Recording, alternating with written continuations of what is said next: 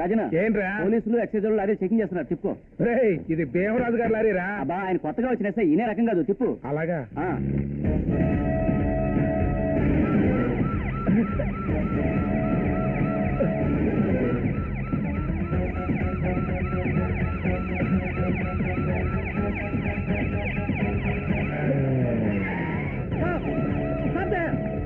మర్యాదగా సరెండర్ అయిపో, లేకపోతే కాల్ చేస్తా.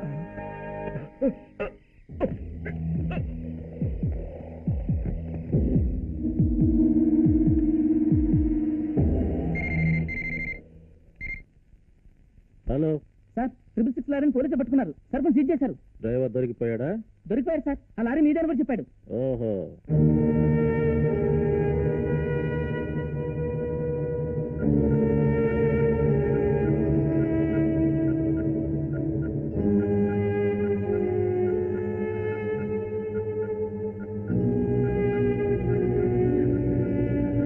ఆ ఎస్ఐ గాడు నీలుగుతున్నాడు. డ్రైవర్ బ్రతికితే కోర్టులో నా పేరే చెబుతాడు. ఏం చేస్తావో నీ ఇష్టం. ఇదిగో డబ్బు. డ్రైవర్ బ్రతకూడదు, కేసు నా మీదకు రాకూడదు.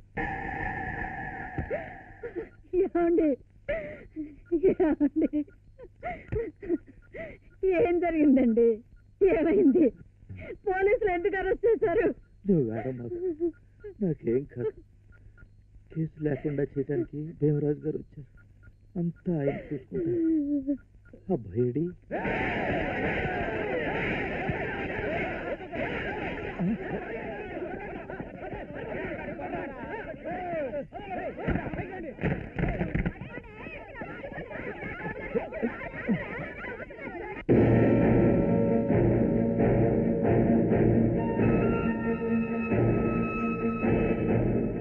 ఎక్కడికి రా పారిపోతున్నావు? నాకేం తెలీదు. మా అన్నయ్య చైర్మన్ కేరళ వెళ్ళిపోయాడు.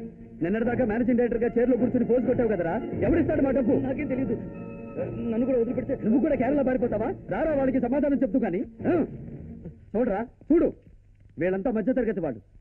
డబ్బు దాచుకుంటే భవిష్యత్తులో పిల్లాడి చదువుకో, పిల్ల పెళ్లికి ఉపయోగపడతాయని రూపాయి రూపాయి మీ కంపెనీలో కూడా పెట్టుకున్నారా? జమ చేసుకున్న సొమ్ము తిరిగి రాదని తెలిసి వాడు ఏ అగాచ్యం చేసుకుంటే దానికి ఎవరా జవాబుదారి? ఎవరిదరా ఆ పాపం? సంతోషించండి. ఆగండి. వాడు ఆశ పెట్టి దోచుకుంటే మీరు దౌర్జన్యంతో దోచుకుంటున్నారు. వాళ్ళకి మీకు తేడా ఏముంది? 1500 మంది డబ్బు దాచుకున్న ఈ కంపెనీలో మీ నలుగురు బలవంతులు అందినట్టు పట్టుకుపోవడం న్యాయమా, లేక అందరితో కలిసి పోరాటం న్యాయమా? మనలాంటి వాళ్ళ వల్లనే ఇలాంటి కంపెనీలు రోజుకొకటి పుట్టుకొస్తున్నాయి. రండి సార్ రండి. పారిపోయిన ఈ కంపెనీ చైర్మన్ ఎక్కడ ఉంటాడో మీకు తెలీదు. ఈ కంపెనీ వల్ల నష్టపోయిన మాలాంటి వాళ్లకు న్యాయం చేయడం మీకు అంతకంటే తెలీదు. మీకు తెలిసిందల్లా మాకు సంఖ్యలు వేయడమే. రండి వెయ్యండి. సర్లే, అవతల మీ నాన్న హాస్పిటల్లో సౌబతుకులో ఉన్నాడు, వెళ్ళు.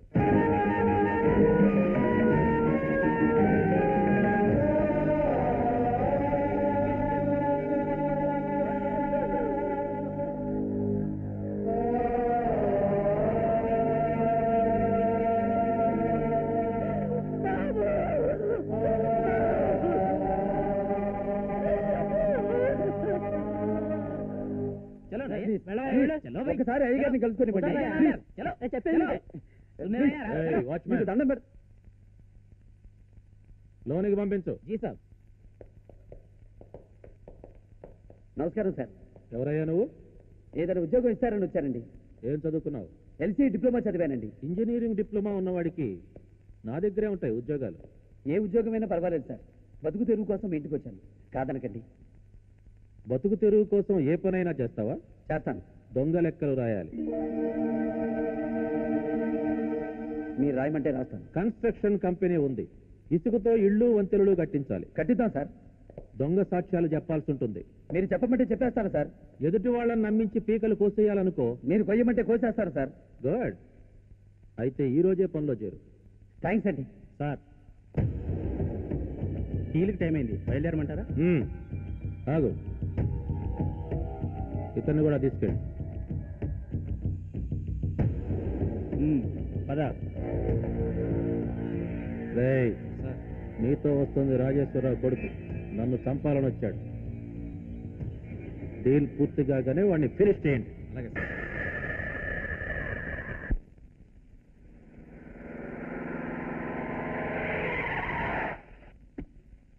లోపలికి వెళ్ళు.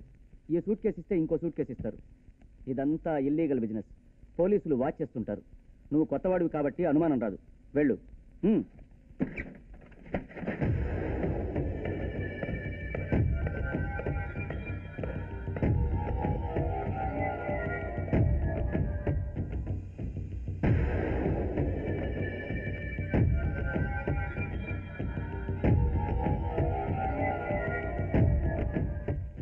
పిల్లలిద్దరూ దుబాయ్లోనే ఉన్నారా? ఎన్ని కోట్లు సంపాదించినా ఏం లాభం? వాళ్ళక్కడ, నేను ఇక్కడ.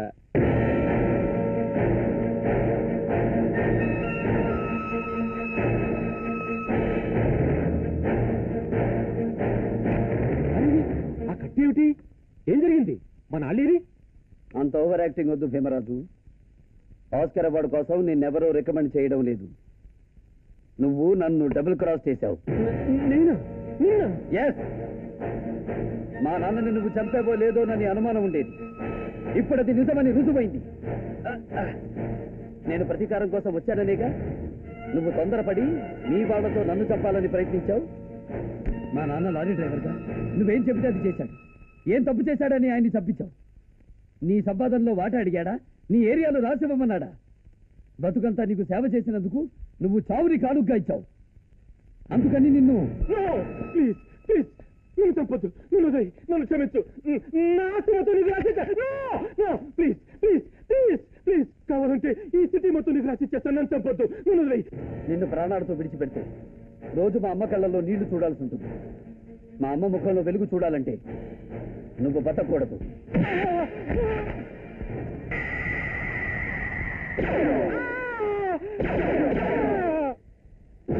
నువ్వు డాక్టర్వి.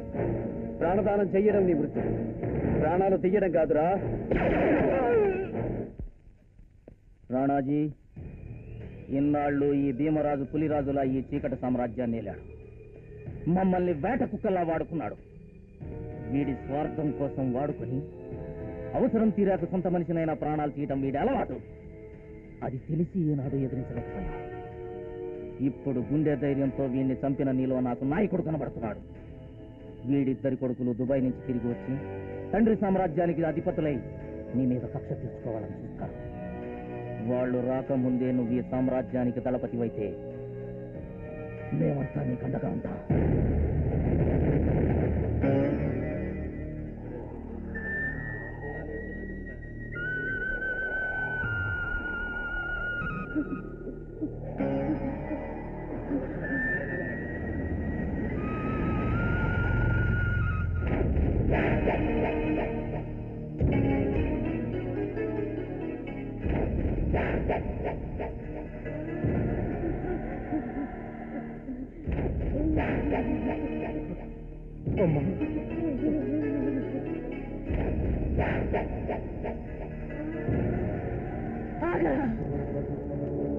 మీ నాన్న రాజాలాగా బ్రతికారు.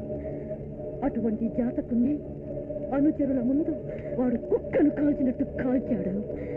క్యాలెండర్ మారే లోపు వాడిని చంపుతానని మాటిస్తేనే ఆ చితికి నిప్పంటించు. లేదా మీ నాన్నగారి శవాన్ని కాకులకు గద్దలకు ఆహారంగా వదిలే. ఎవడమ్మా వాడు?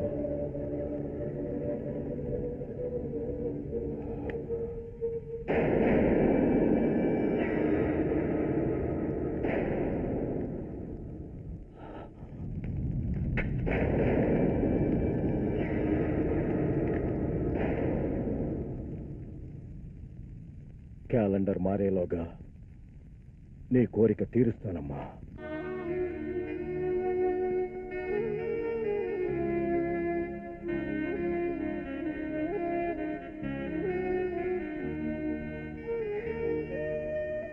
నా పశువుకుంగా తీసిన వాడి ప్రాణాలు తీసి కొడుకాన్ని రుణం తీర్చుకున్నావు బాబు.